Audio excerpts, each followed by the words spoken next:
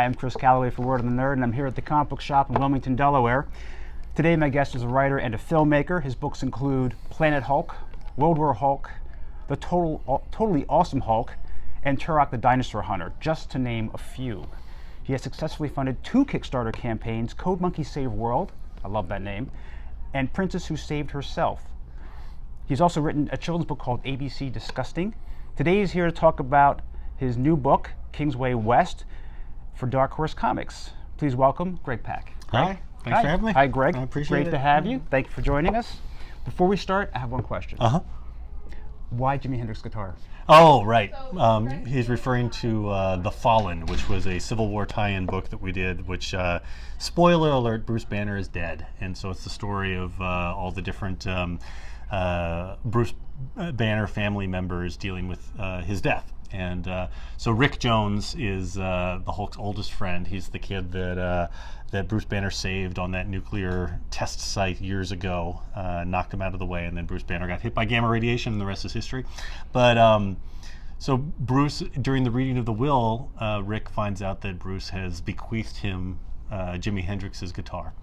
And it just, I don't know, it just felt right to me because, you know, Rick is, he's a rock and roller. He was actually playing the harmonica back in the day when he was on that nuclear test site. But over the years, literally in Marvel Comics, he's been a rock star, or he's kind of like a, I mean, he's a singer-songwriter, rock and roller. And, but in the context of the story, it also just made sense because Rick is really, doesn't get into spoiler territory a bit, but Rick is really hell-bent on getting revenge. I mean, he's really angry about the fact that Bruce was killed. And but by Bruce giving him this guitar is kind of a reminder of who Rick really is, I guess. So it was just a fun thing, and they let me do it. So. And I know some fans out there are probably like, oh, another death in the Marvel Universe. This happens all the time. No one stays dead. But to me, it's like, okay, I want to see how this plays out. What kind of story is this? If this was the last Hulk story I was going to get a chance to read ever, how would it end?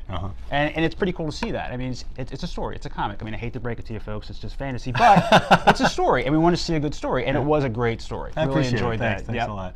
Yeah, well, and then I got to work with Mark Begley for the first time, which was amazing. You know, so it was, nice, excellent job. So Kingsway West, that's what you're here for today. You're on your East Coast tour. Yep. Talking about Kingsway West for Dark Horse Comics. Old West meets New Magic. Yep. Kind of a mashup of the two. Yep. Something new. Tell us a bit about that. So it is. It's the story of a Chinese gunslinger searching for his wife in an Old West overrun with magic.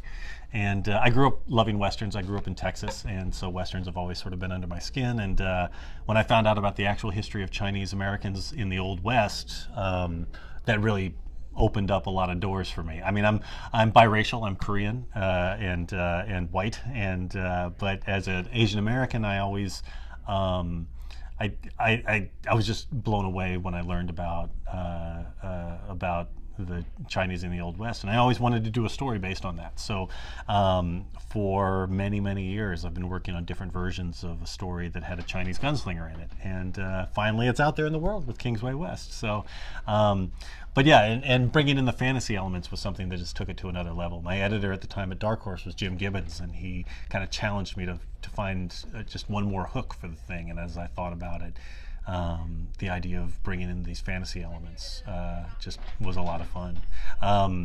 The idea is that the gold rush happened, but instead of just digging up gold, they dug up red gold, and red gold is the source of magic in this world. So so it's you know, North America in the late 1800s, but everything's a little different because of the influence of this red magic, and it's been a ton of fun. Cool.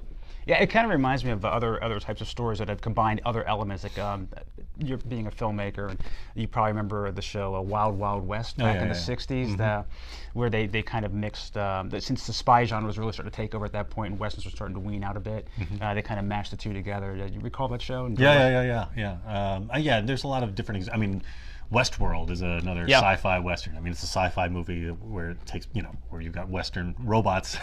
It's basically a fantasy amusement park with Western robots. But yeah, I mean, what I love about, you know, these genres, particularly about Westerns, is that you can tell all kinds of different stories as Westerns. And I think I'm compelled by Westerns also just because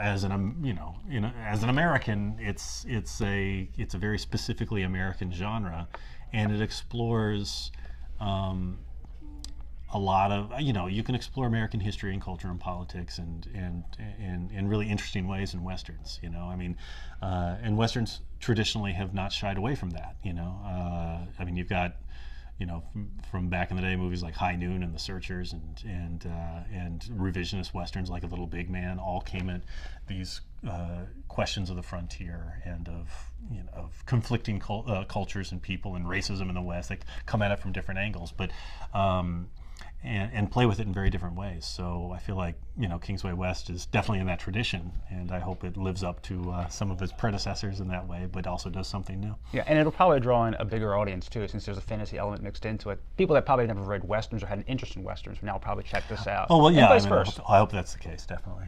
So. And you're headed for Baltimore soon, Baltimore Comic-Con this weekend. You're going to be appearing all 3 days? Yes, I will be there. Yeah, Friday, Saturday, and Sunday. It's I did it for the first time last year, had a great time, and they invited me back, so I'm there. It's a great con. I'm doing a couple of different panels. I'm doing a Marvel panel, and I'm doing a Weird West panel. So of course, so you can catch me there at both of those. Great. So this is Greg Pak, Kingsway West. He'll be at Baltimore Comic-Con along with the Comic Shop. Hope to see you there. Thanks, Greg. Thank you. Good luck to you. Thank you.